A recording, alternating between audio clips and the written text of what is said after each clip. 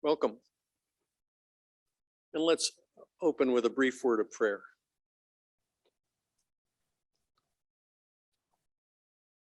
Creator God, we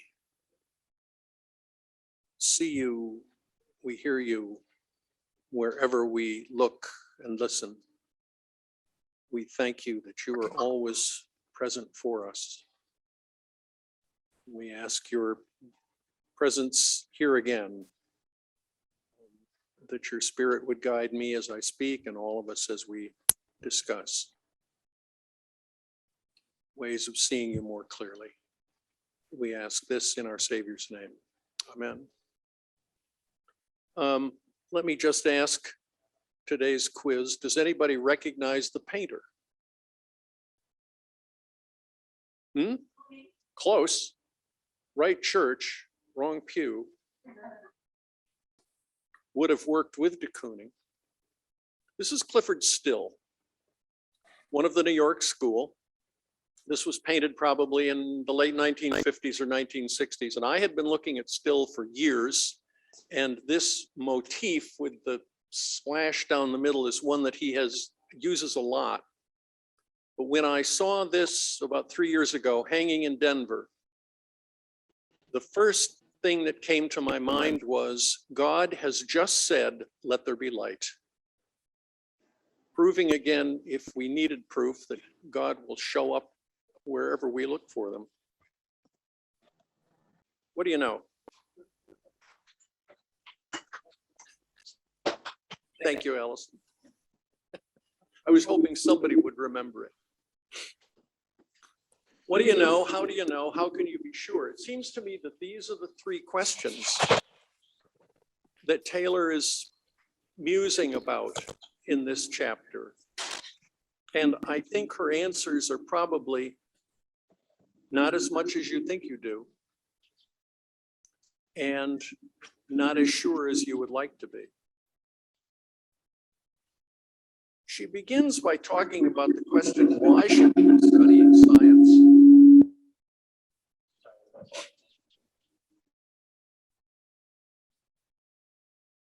Because she's...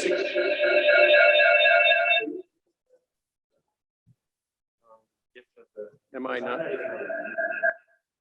Wait a minute. Muted and then speak.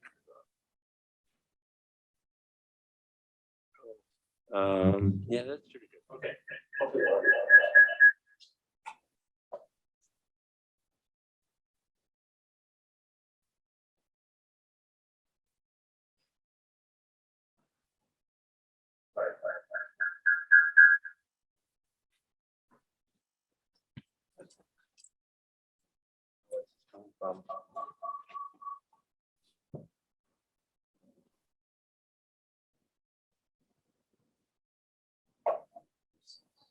Test. Test. No, but it's not. I had to turn up the volume. Test.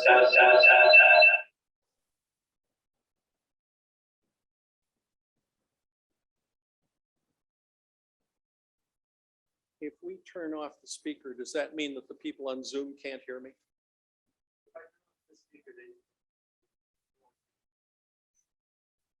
If we turn off my mic, will they be able to hear me?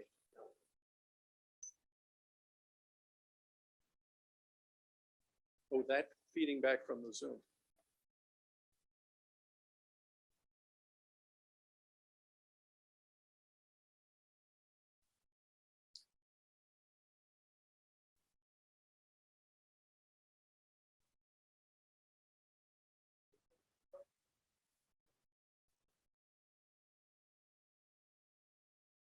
Test.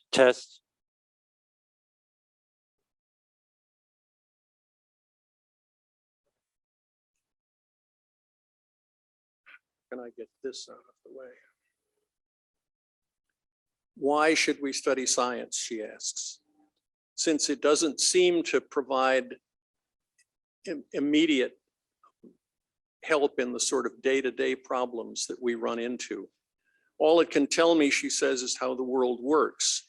and then refer me elsewhere for answers about how to live honorably in such a world. And her answer essentially is that we ought to study it because it informs us about creation. And creation, she says, matters to me because it matters to Jesus. It's the way God has chosen to reveal himself in nature and then in Christ coming to live with us. And this, she argues, is enough for us to want to understand the world as science can explain it to us. And I put in this phrase from Frank Wilczek. Come on, puppy. In studying how the world works, we are studying how God works, and thereby learning what God is. In that spirit, we can interpret the search for knowledge as a form of worship and our discoveries as revelations. Let me say a word about Wilczek. Nobel laureate in particle physics, won the Nobel for work that he did as a graduate student, which tends to suggest the truth of the idea that the best work is done by the young people, and it is consolidated as the old people die off. Wilczek was raised Catholic, left the church. As he describes himself, though, I think we could say that he is a person who is spiritual but not religious. And of the people that I have read in science, he's the nearest that I have seen to a counterpart to Barbara Brown Taylor, in a sense of being a very good scientist with a very good sense of the spiritual and some sense of the poetic, so that the two of them mirror each other in some ways. And I will be coming back to Wilczek as we go along.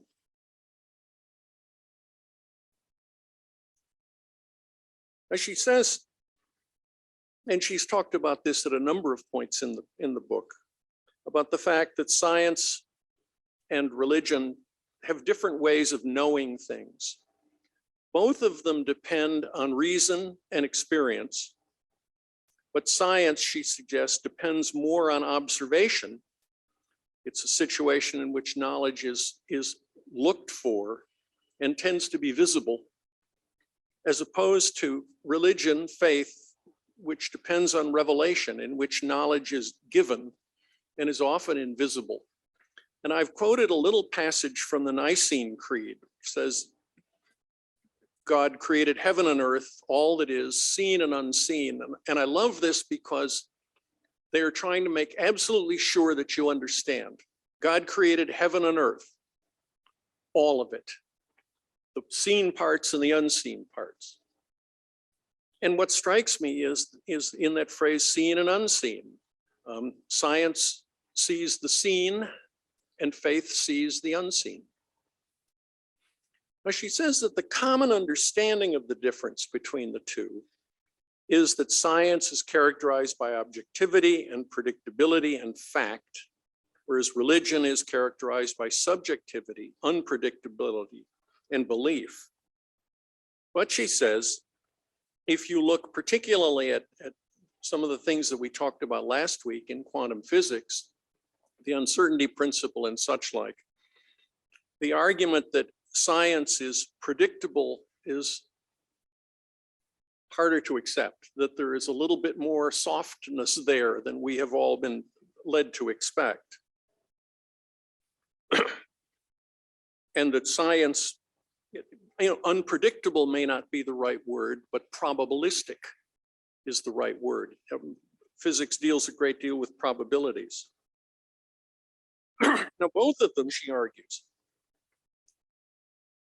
are searches for truth.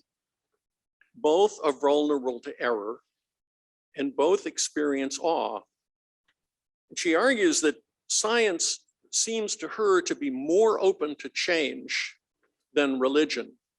The example she gives is try walking into your congregation and speak of the Holy Spirit as she. I don't know if any of the rest of you have been leaders in a congregation at a time when you were changing hymnals. But if you want to see resistance to change, changing a hymnal will do it. Uh-huh. Because, and which is understandable, it has become the language with which we speak to God, and changing those words is really kind of hard.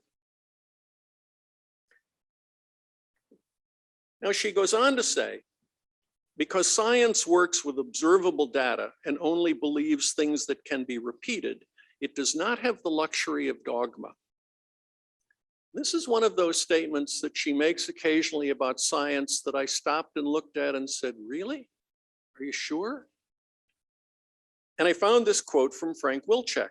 And this is actually a footnote. Wilczek had been talking about some data, and this goes back about 40 years, that they were finding a particle that wasn't behaving the way the standard model of particle physics said it ought to behave.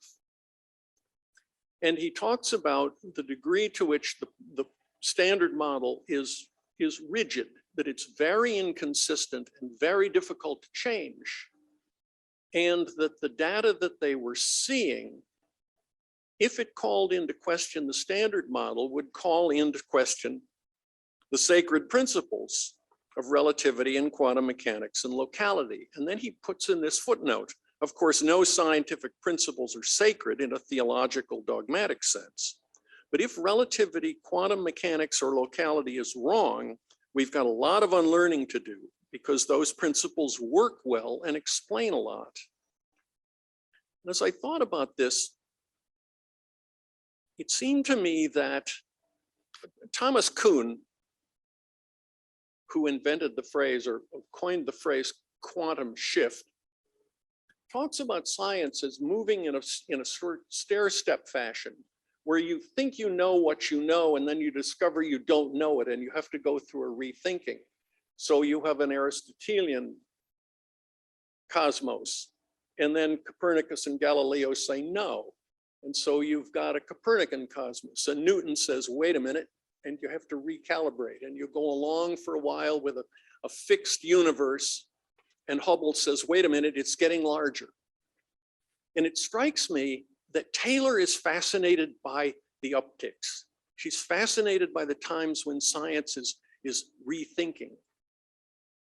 And what Wilczek is talking about here is a time when science is pretty sure what it knows and what the right questions are. It's open to change, but not necessarily expecting it. And so that I think they're looking here when they talk about, is there dogma? No, as he says, not strict theological dogma, but a pretty clear sense of what we know. And that's the part. So she's not, I think she's not wrong. Taylor isn't wrong in her understanding of science. She's just looking at part of the curve, and Wilczek is talking about the other part of the curve.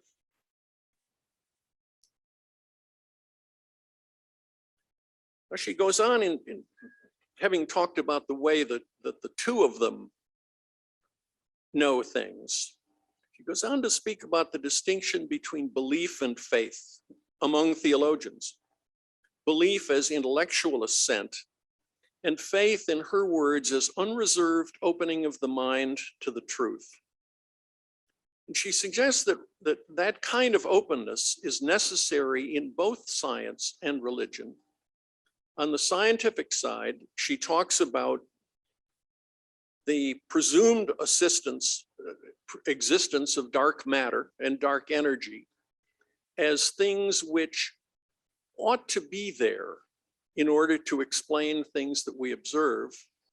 And she discusses particularly a phenomenon which was called the Great Attractor, which appears to be a huge amount of invisible mass out 200 million light years away, which is pulling the Milky Way and the galaxies around it, she says, sideways. Now, I don't know what sideways is like in a universe that has no up or down, but there is some motion here, some change here that is not understandable unless you assume this large unknown mass out there.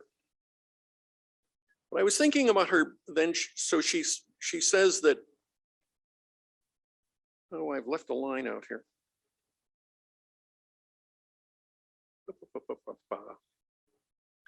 that radical openness to the truth is the definition of faith that she wants to go with. And I was thinking about the definition that we commonly use from Hebrews: faith is the assurance of things hoped for, the conviction of things not seen. And I found this quote from Lewis Ayres, who's a theologian but knowledgeable of physics. Faith within the Christian tradition is a virtue precisely because it accepts the necessity of sight's absence and trusts presence. And it was that phrase, the necessity of sight's absence, that struck me. I wonder if one of the differences between science and faith in the way they talk about the things that can't be seen is that faith says we can't see it, and science says we can't see it yet. And both are operating sort of in the dark, but one of them understands it's going to be dark, and the other assumes we're going to get to the light. It's just going to take us a stronger particle accelerator or whatever.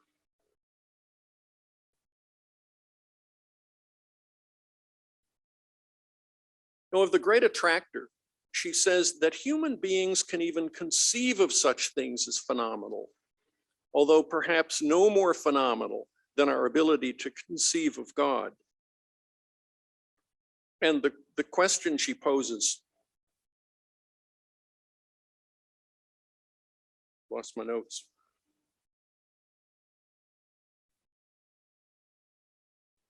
The question she poses is, which is easier to believe in, God or the Big Bang? I have sometimes thought that the answer to someone who says, you don't really believe in the resurrection, the answer is, you don't really believe that everything we see originated in an infinitely small, infinitely energetic event.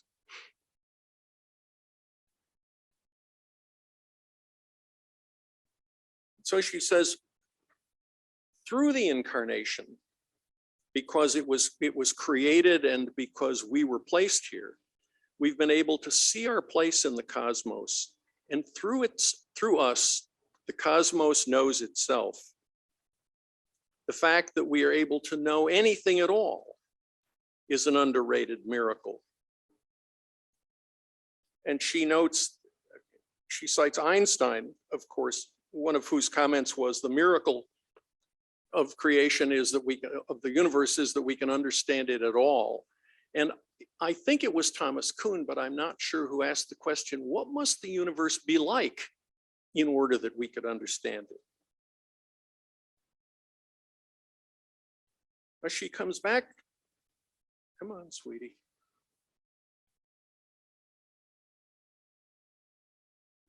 Oh boy. There we go. She comes back to the problem of randomness, which had troubled her greatly, as you recall, in her discussion of evolution.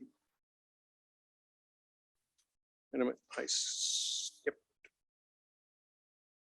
Oh, brother. There we go. And she says that it's hard for a believer in God to accept the idea of randomness in the universe. Randomness has never appealed to mankind. For those who are religious, it is an affront to faith in an intelligent creator who made the world by design. For those who are not religious, it is an affront to human genius, which prides itself on the discernment of order. So, but she says, what we learn from evolution, what we learn from Heisenberg and probabilistic physics suggests that randomness is something that we do have to live with, that it appears to be there. And she suggests that both the religious and the scientists are sustained by their hope that randomness is only apparent, that underneath this, there will be order. Marilyn, question?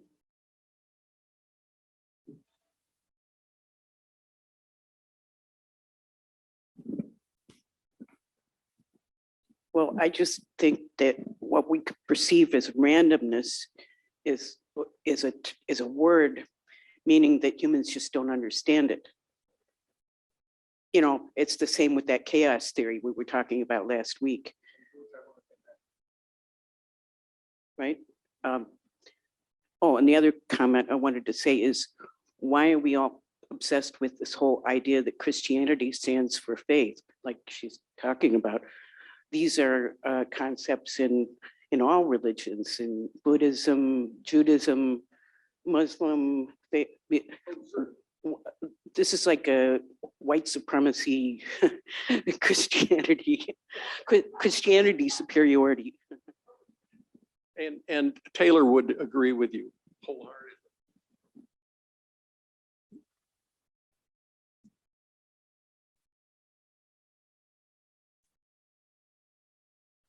Let me see if I can get this to work.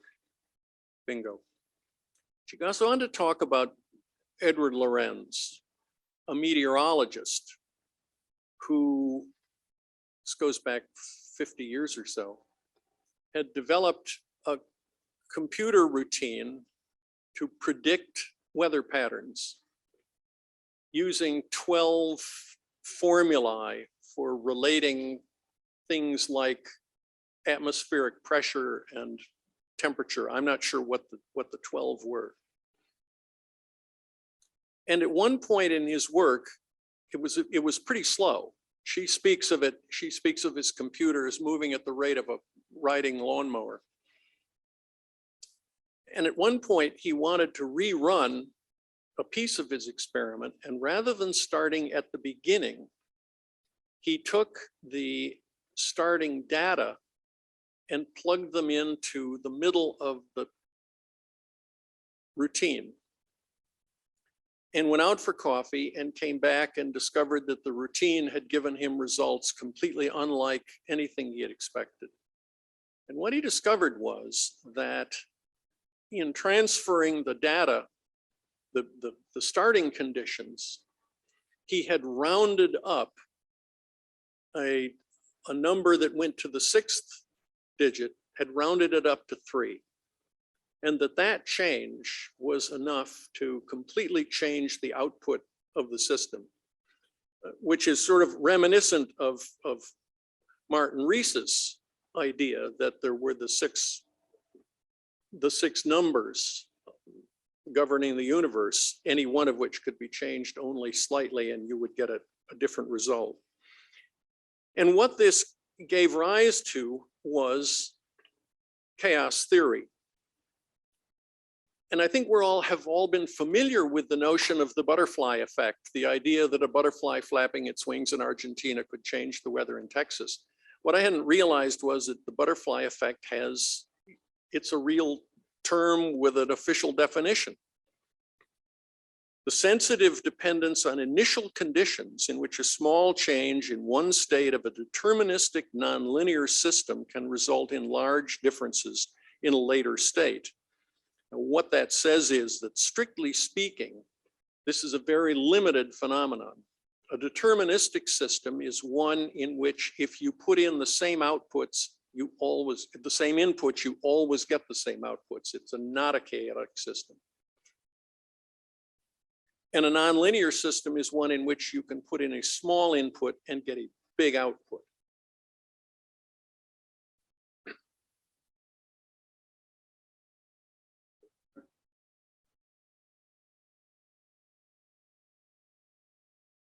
Comments? No, I have closed my screen because it was allowing me not to read my whole. I'll have to come back to the chat. Well, people on the chat, I'll get back to you.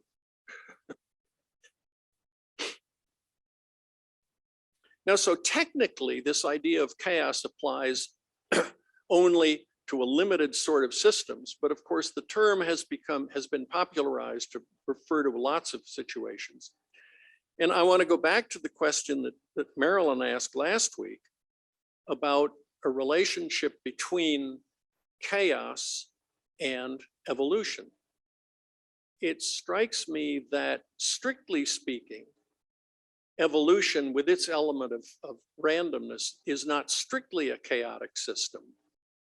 But by parallel, you could argue that a small genetic change is a change. If house finches generally give birth to house finches, and a small genetic change leads over a series of generations to the emergence of purple finches as a different species, it looks sort of like a chaotic system producing a different output based on a relatively small input, but only by comparison, not in strict terms. Does that help at all?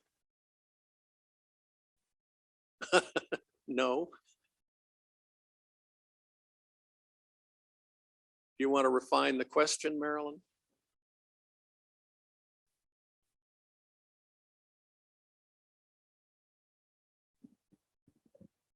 Well, just when I studied developmental zoology back in undergrad, it seemed like that it took thousands of years to make one mutation, but the resulting mutation and the development of the 10 phylum from a single cell organism all the way up into the mammalians, that every time you make one little change, it's an improvement in as a result of what the environment was. So the changes they never go backwards. They seem to be in a positive adaptation to the environment, whether it's an animal in Africa or like a bird in South America. These animals make changes according to their biologic environments, and it doesn't seem to be random at all.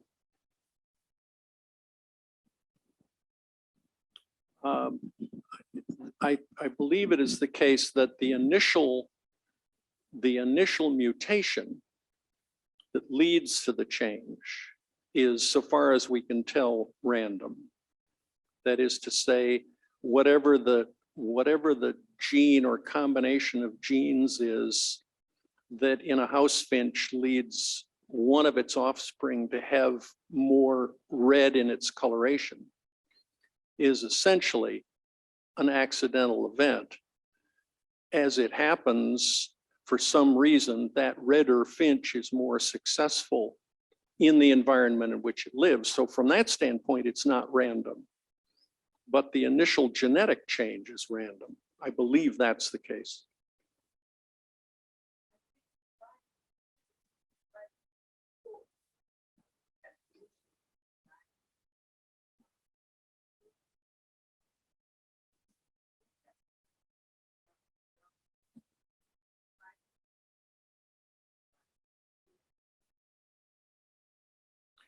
I think the comment was that if we assume that the process of evolution is driven by the creator, then it's not random.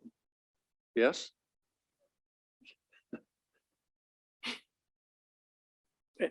And yeah, I would agree.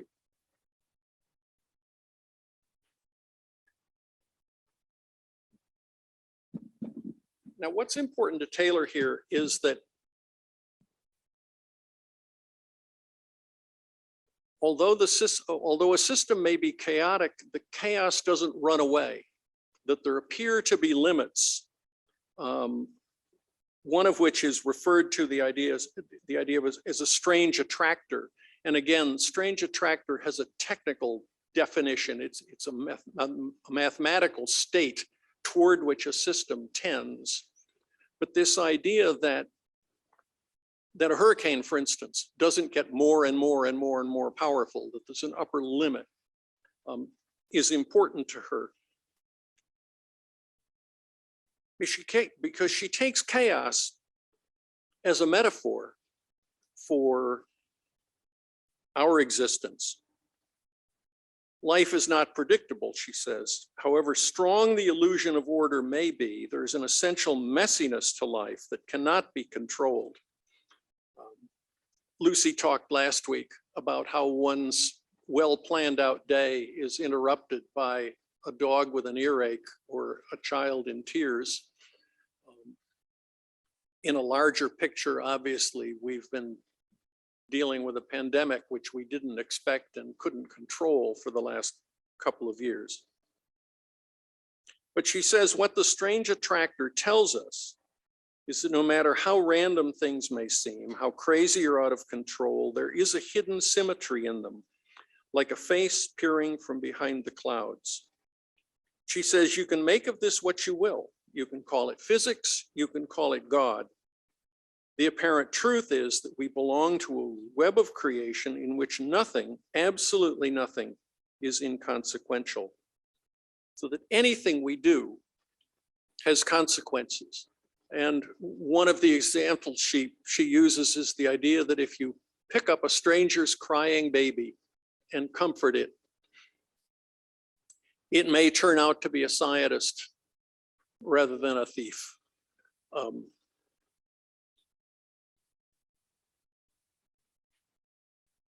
Chaos, she says, though, raises some interesting questions, and these are obviously not new questions. Is the future opened or closed? Does the freedom God has granted us include the freedom to affect how things will turn out, or is the endpoint set and our only problem how to get there? And obviously, she prefers the answer that we can in fact act to affect how things will turn out, that we don't live in a completely deterministic universe. But she suggests that what are involved here are questions that neither science nor faith can answer, and particularly that there are questions that science can't answer. And that perhaps they offer checks on each other's hubris, that the question, for instance, is there purpose in the universe? Faith says yes, and science says no, and maybe what this calls for is a degree of mutual respect between the two. Some of you may be familiar with Kurt Girdle's Incompleteness theorem. What Girdle said is that in any reasonable mathematical system, there will always be true statements that cannot be proved. And it strikes me that that may be a useful way of looking at the relationship between faith and science. That science will always make statements that are true within its context, within its frame of reference, that we, the faithful, cannot disprove. And that we, in our frame of reference, we as the faithful, will make statements that are true that science cannot disprove. And that an acceptance, and what strikes me as about both Taylor and Wilczek is that both of them understand that there are those limits. So she goes on to say there are limits to our knowledge. Science cannot explain where complexity comes from any more than religion can explain why bad things happen to good people. Every effort to understand reality begins with a leap of faith, the acceptance of a certain point of view, the adoption of a certain set of symbols. Whichever ones we choose, there does not seem to be any way around the experience of awe.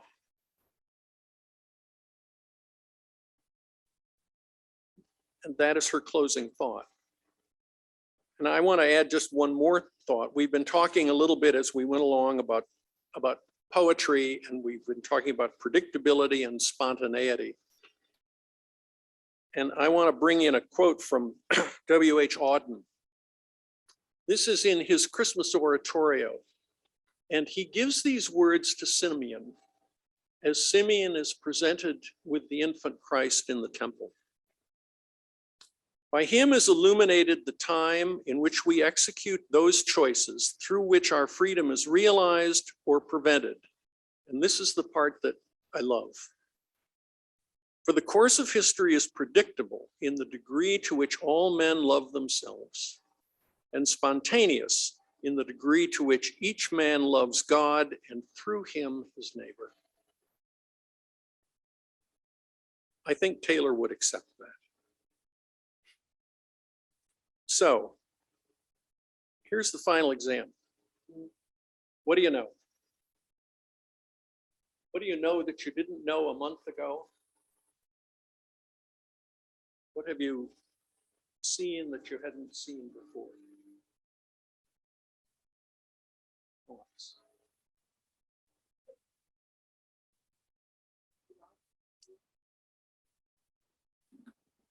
Sharing the pieces or whatever.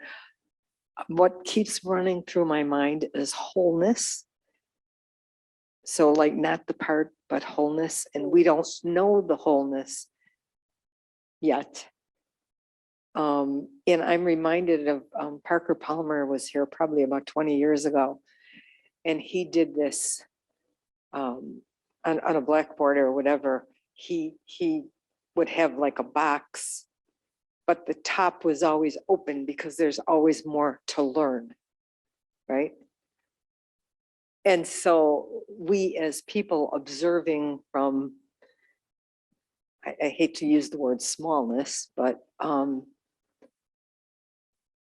I feel like it's okay not to understand, but growth and wholeness is what I'm thinking that is what is the healing and the, however that goes for us. And we're all at different levels of consciousness. Even if we talk about, like what our sermon was today, there is all kinds of consciousness, meaning things like colonial consciousness that people have never let go of.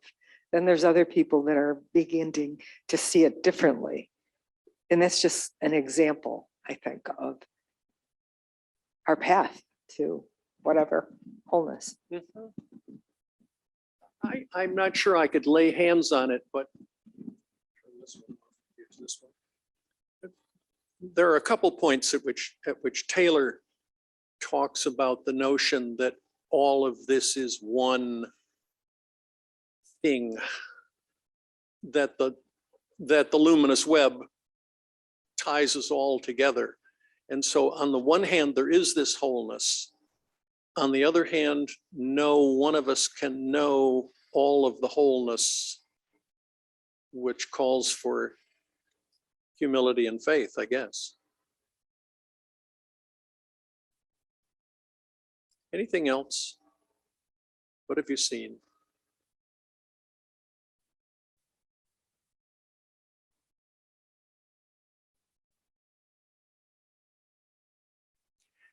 Yeah, Michael Kazanjian says that the strange attractor seems to be the same as what might be called the telos or teleology, the idea of a purpose or objective. Yeah, I suppose you could look at it.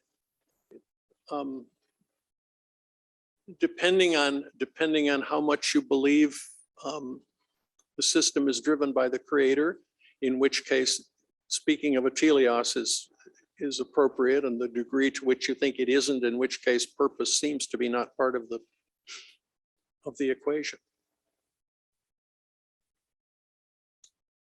Anything else, either questions or comments? Yes, ma'am.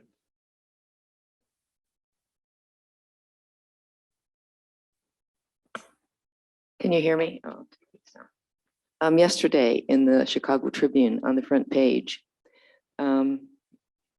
computing revolution takes initial steps here. Quantum information network could change medicine, cybersecurity. I wouldn't have read that before I took this class. It was so interesting. Did anyone else see this? Yeah. Using all the same terms and saying that it's really difficult to understand a field of science that depends on paradoxes so strange that Albert Einstein didn't believe them. And it's a big network and they have a lot of money. University of Chicago, the various laboratories and so on.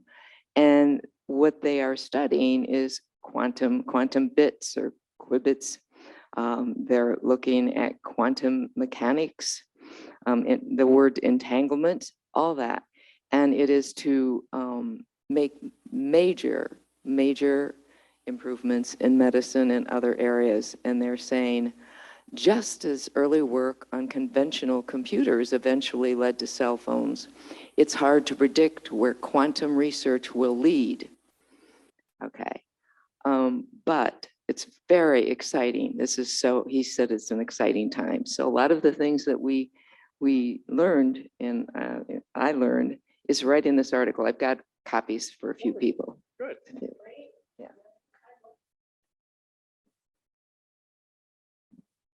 And one of the things that I ran into in reading Wilczek's dissertation, I don't remember the term, but what he discovered was that if two quarks are close to each other, they behave as independent particles. The farther apart they get, the more attracted they are to each other, which sounds like some kind of marriages. Something about absent makes the heart grow fonder. Thank you for that. Anything else? Well, then let us adjourn. Thank you all for your attention and your questions. Thank you all Zoomers.